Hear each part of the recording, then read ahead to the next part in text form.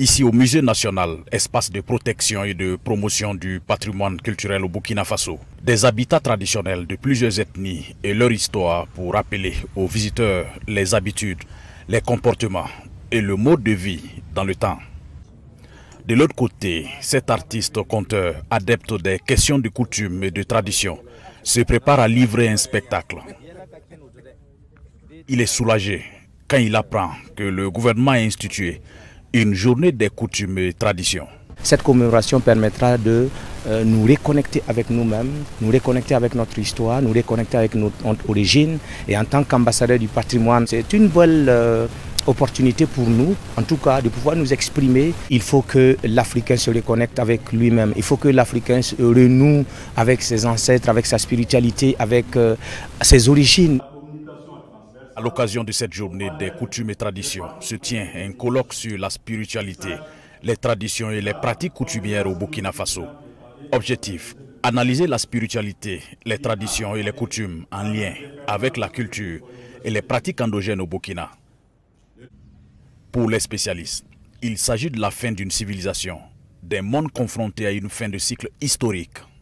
Quand on est à la fin d'un cycle historique, à la fin d'un monde, on est engagé à la création d'un nouveau monde. Et l'Afrique ne peut pas se mettre en dehors de cela. Et pour créer le nouveau monde, il faut repartir dans le passé pour retrouver les matériaux pour construire ce nouveau monde. Je suis chrétien catholique, mais je dis, il ne faut pas stigmatiser nos religions traditionnelles, souvent de sataniques et ce qui en suit, des polythéistes. Non, il faut repenser. Le gouvernement affirme vouloir placer la culture, notamment les coutumes, au cœur des initiatives de développement. Les adeptes de la religion traditionnelle se trouvaient marginalisés, ils se trouvaient donc dans une situation où ils n'étaient pas à mesure de promouvoir comme il le faut les coutumes et les traditions. Cela vient aussi compléter, j'allais dire, la vision donc, de l'État en matière donc, de laïcité qui veut que toutes les croyances, toutes les religions soient mises au même pied d'égalité.